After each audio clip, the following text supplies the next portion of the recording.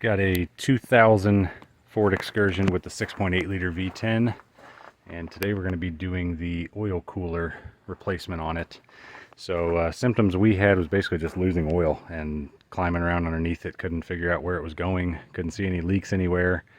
Finally decided to check the coolant, and the coolant is pretty gross looking. Pulled some of it out. It's definitely got some oil in there. So from what I was able to find online, when the oil cooler fails, basically you start losing oil into the cooling system. So this video we're going to drain and flush the cooling system, drain all the oil, what's left of it, and replace the oil cooler, which is where the oil filter screws in, and then obviously put new oil in it, new oil filter, and fresh coolant. So let me show you first where that part is so you know what it looks like. Not a real expensive part, but once you figure in the cost of an oil change and the cost of a coolant flush and everything like that, if you're doing this job yourself, you should probably figure you're going to be a few $100 worth of materials. So we are, get it here if I can.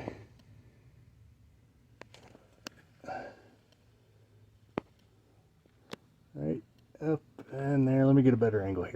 Coming from behind the tire here, you can see your oil filter right there. That housing that it attaches to, that is your oil cooler. You can maybe see we've got two rubber hoses coming off of it. We'll get a better view of this here in a minute with a light. So a list of parts needed that I know for sure: a ratchet with a 19mm socket. Got a couple different types of channel locks and pliers there. Got my whole socket set here just to be safe. And then I know we're going to need, this is a 14mm Allen head there. That's to actually remove the oil cooler itself. So if I find anything else along the way, I will make note of it. I will add it in text here. It's basically the first step. Got my big drain pan coming under the front driver's side on the radiator. You can see that plastic white right here. That's where your 19mm goes. Break it loose. A couple turns, it should be able to do it by hand now. And that will, well, maybe, yeah, there we go. That will start draining coolant here in a minute through that little drain there. Make sure my bucket's in the right spot. And you can see how gross that is coming out of there. I'm going to let that all drain out. I've got the cap off of the top. And I should preface that by saying don't do this when the engine's hot, obviously. You want your engine to be completely cooled down. So we haven't driven since yesterday. So I'm going to let that drain down and then we'll jump back to it. So that is what it looks like after draining the coolant. It looks like I just drained oil. So I would definitely say that's where all the oil was going. So now I'm going to do a real good flush on it, and then we'll get into removing the oil cooler. Alright, so the next step is going to be basically just to start an oil change. So you got your oil drain plug right there by your oil filter. Got my pan to collect it. So I'm going to pull that drain plug, drop the oil filter, let all the oil come out. The drain plug is a 16mm on mine at least. Alright, I've got the oil drained, oil filter off. Put the drain plug back in so that stops dripping on me. This I can't really help. That's gonna drip a little bit while we're trying to work. Not much I can do about that. So you can see now the two hoses back there. That's the next step. We're going to try to get those hoses off using some channel locks, or I've got some angled pliers as well. Alright, I'm having a pretty hard time getting a clamp on there. This might be one of those times that specialized tool for these clamps would be really nice to have. I said I'm having a hard time getting a clamp on there. I'm having a hard time getting pliers on there to get those clamps off. So I'm going to try, this is where this tool comes in. I'm going to try going ahead and removing the oil cooler. That goes up in here, turn it till it sits down, and then that's actually what holds this in place. So we'll turn it counterclockwise. I'm going to need both hands for this though. Alright, now that I've broken it loose, I'm going to get some more oil out with that.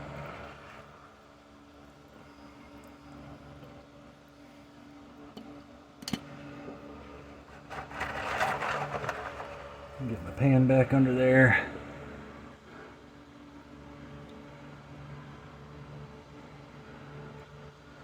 And that whole middle section is going to come out.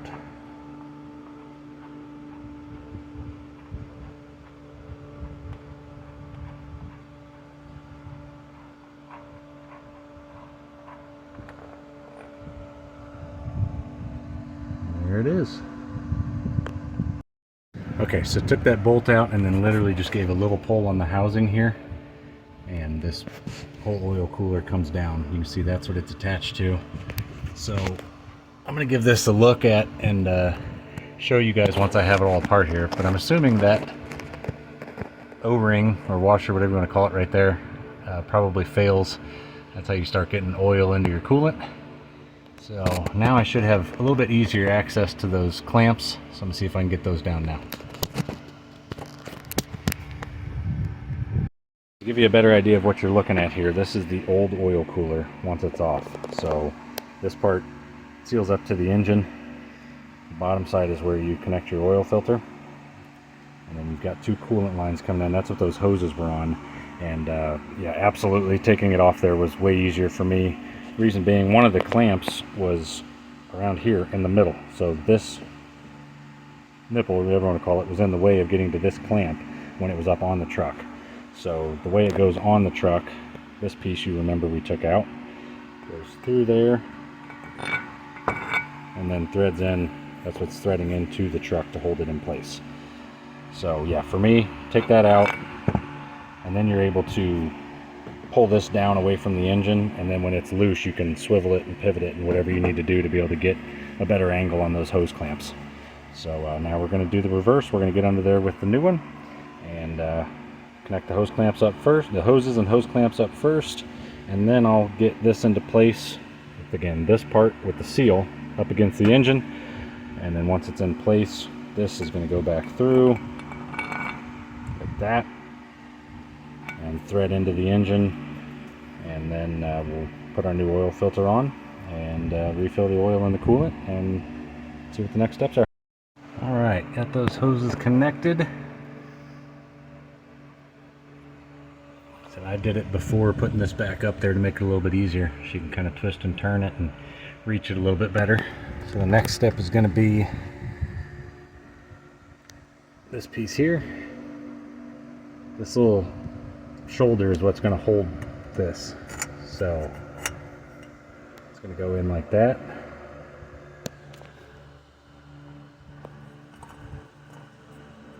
And get it lined up. And then that bolt will go in. And should be able to get it started by hand here.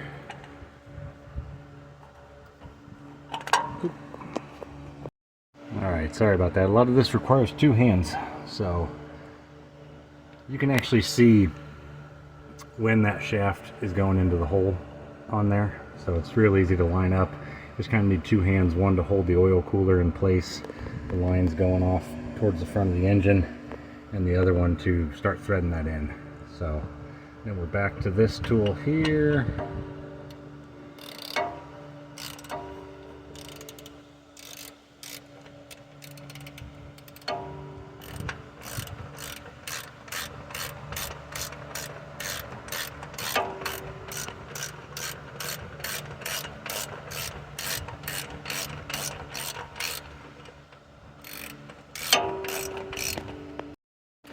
Alright, new oil filter on.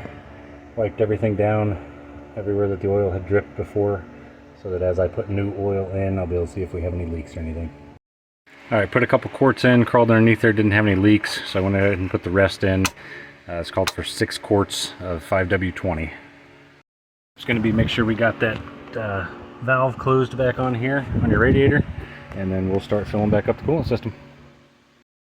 Alright, filling it back up with coolant.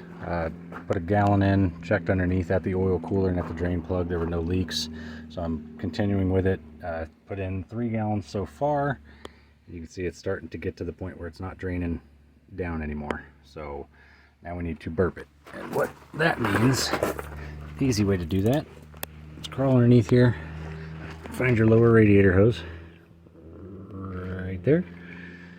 You can squeeze it slowly, and that's going to force some of the air out of it.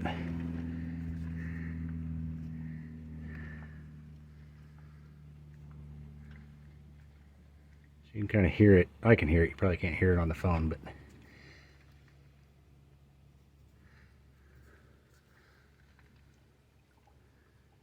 you kind of hear it.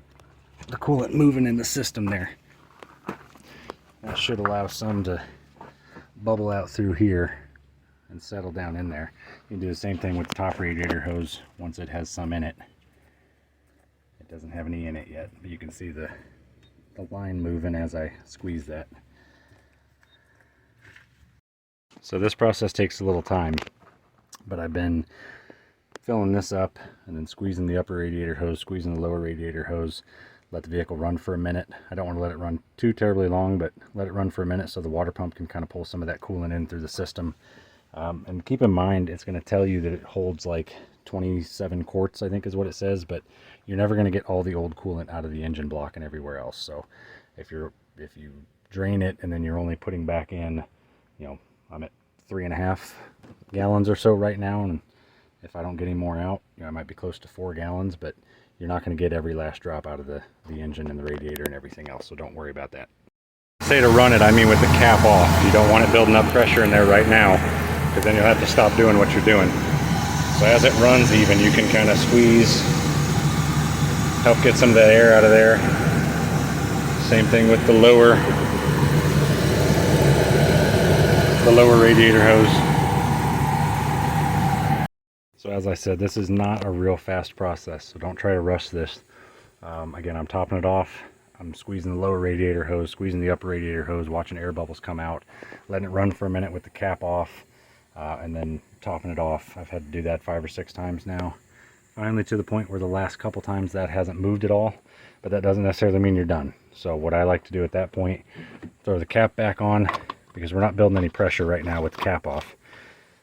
Throw the cap back on, make sure you get those clicks, take it for a drive, come back, wait for it to cool off obviously, take that cap off again, see if the levels come down anymore, and again do that a few times as well. So that's going to take some time in between.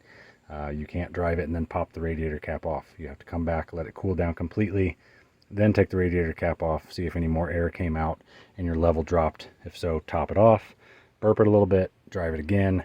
So I'll be doing that throughout the course of the next couple hours tonight. And that's pretty much it. If you have any questions or comments, leave them in the comment section. I'll answer them. And yeah, not a horrible project. I think the clamps were probably the worst part. If I had everything ready to go and knew exactly what to do, like this video helps with, probably could have gotten it done in an hour or so, swapping out the cooler, and then you're going to take, like I said, another couple hours bleeding the cooling system, getting all the air out of it. Thanks for watching.